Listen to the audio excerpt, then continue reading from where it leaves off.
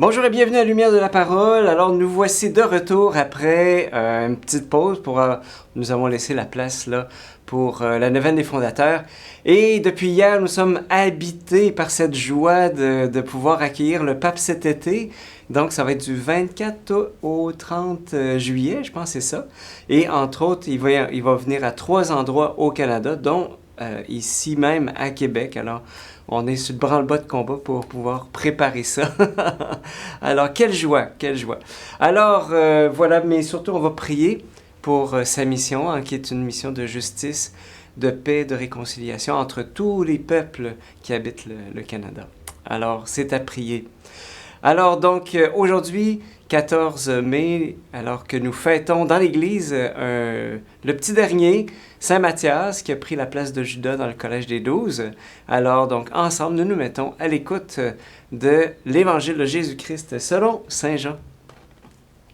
En ce temps-là, Jésus disait à ses disciples, « Comme le Père m'a aimé, moi aussi je vous ai aimé. Demeurez dans mon amour. Si vous gardez mes commandements, vous demeurerez dans mon amour. Comme moi, j'ai gardé les commandements de mon Père et je demeure dans son amour. Je vous ai dit cela pour que ma joie soit en vous et que votre joie soit parfaite. Mon commandement le voici, aimez-vous les uns les autres comme je vous ai aimé. Il n'y a pas de plus grand amour que de donner sa vie pour ceux qu'on aime. Vous êtes mes amis si vous faites ce que je vous commande.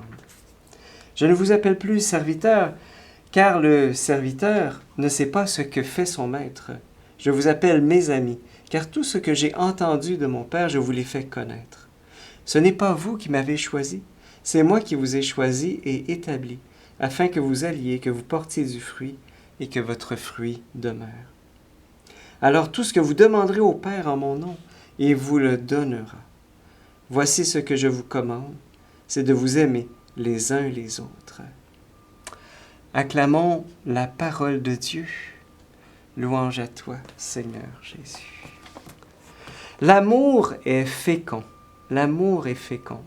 On le voit dans la vie des familles, quand un homme et une femme s'aiment, eh bien, ils donnent la vie, non seulement physiquement à leurs enfants, mais ils donnent la vie spirituellement aussi autour d'eux, et spécialement à leurs enfants. Je me rappelle, un couple m'a raconté qu'à un moment donné, un jour comme ça, ils étaient si heureux qu'ils se sont pris dans les bras puis se sont embrassés devant leurs enfants.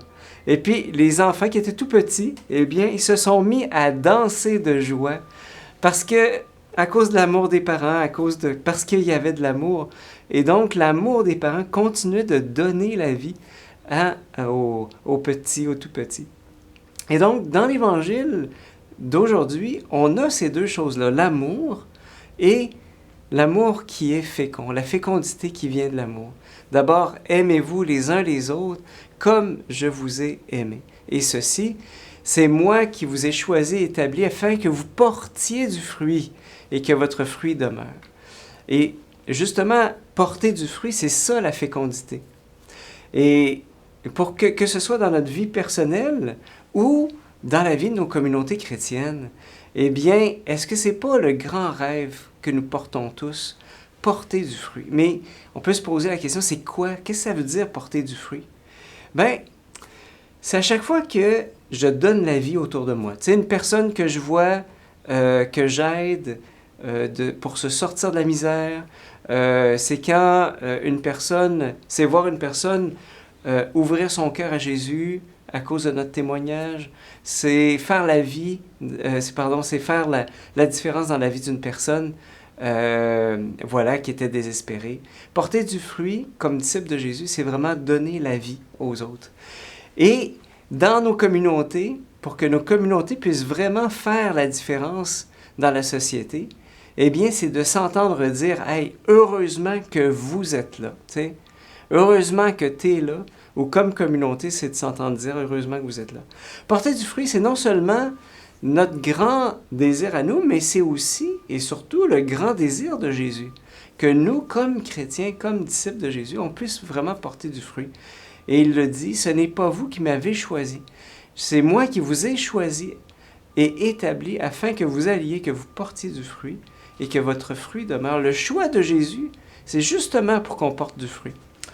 Mais beaucoup peuvent se demander, mais comment porter du fruit là où moi je suis? Hein? Et quand j'écoute Jésus, quand j'écoute ce qu'il dit, ce que je comprends, c'est que c'est par l'amour que l'on porte du fruit. Hein? C'est pas d'abord par les bonnes stratégies, les plans, les bonnes idées, mais c'est surtout par l'amour entre nous. D'ailleurs, on peut le voir dans les paroisses, eh bien, les paroisses qui portent le plus de fruits, c'est les paroisses où est-ce qu'il y a le plus d'amour entre les gens. C'est quasiment mathématique. Hein? Et c'est vraiment ce que Jésus va dire dans l'Évangile de demain dimanche. C'est à l'amour que vous avez les uns pour les autres que l'on vous reconnaîtra pour mes disciples. Mais aimer, on peut se poser la question, aimer comment? Comment on peut aimer? Parce que, tu sais, Jésus l'a bien dit, hein? Si vous aimez juste ceux qui vous aiment, quelle récompense pourrez-vous obtenir? Tu sais, parce que même les non-croyants, ils aiment ceux qui les aiment. Alors, il y a dans le commandement de Jésus là, un petit mot. Un petit mot qui est lourd de conséquences. Et ce mot-là, c'est le « comme ». Comme. Aimez-vous les uns les autres comme je vous ai aimé. Et le « comme », à quoi est-ce qu'il réfère? Comment est-ce que Jésus nous a aimés? Eh bien, mes amis, c'est rien de moins que la passion. Hein? Comme chrétien, chacun de nous peut dire « Christ est mort pour moi. Christ a versé son sang pour moi, pour que je sois sauvé. Son amour est allé jusque-là que Jésus a donné sa vie pour moi. » Alors, qu'est-ce que ça veut dire dans nos relations les uns avec les autres? Est-ce que je donne ma vie pour les autres? Ça, la question, je me la pose moi-même, tu sais. Est-ce que je donne ma vie? Jusqu'à quel point je suis prêt à donner ma vie pour les autres? Ça nous garde humbles, tout ça. Alors, le « comme », dans le « comme je vous ai aimé », réfère à la passion de Jésus.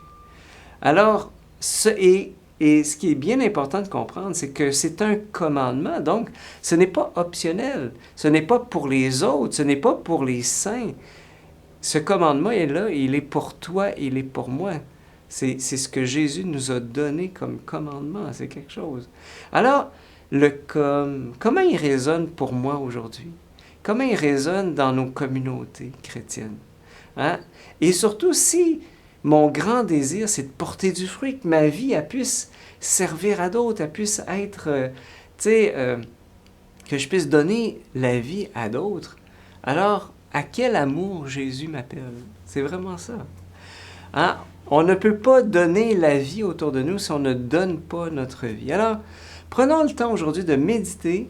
Voilà ce que Jésus dit, le « comme je vous ai aimé, aimez-vous les uns les autres ». Ce « comme », qu'est-ce qu'il veut dire pour moi aujourd'hui? Bonne journée, on se retrouve demain.